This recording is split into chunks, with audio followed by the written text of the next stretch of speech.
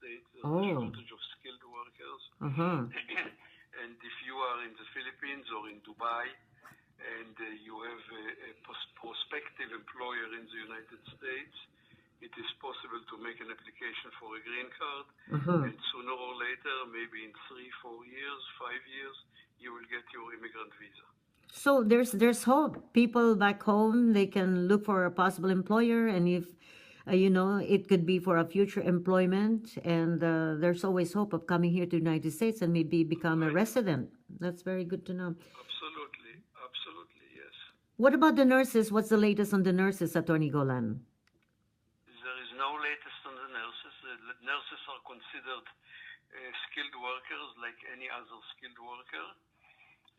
With one advantage, that they don't need a labor certification. Mm-hmm. They can file a visa petition.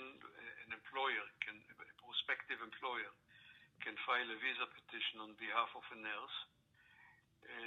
But those nurses need to pass some exams before they can file the visa petition. Mm-hmm. On the other hand, a nurse who does not want to pass the exams or cannot pass the exam can be petitioned as a healthcare worker with a labor certification like everybody else, like a dressmaker or a plumber or an engineer or Mm-hmm. whatever. Yes. Okay?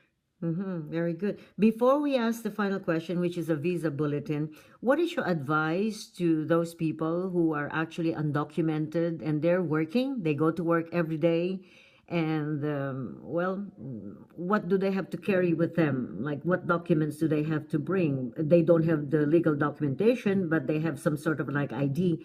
What are the things that they should avoid doing so that they can stay here at peace and possibly have immigration Look, status? avoid doing anything that can involve you with the police. Uh-huh. Okay? Avoid doing anything that can involve you with the police.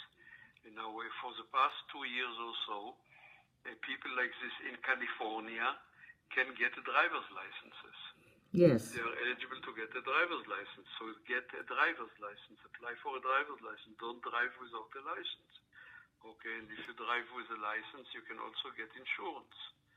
Okay, and don't do anything that will involve you with the police. On the other hand, make sure you file income tax returns. Right. If you are employed, file a tax return. If you are employed in a situation where you do not get paychecks and you don't get W-2s or 1099s, then file a tax return anyway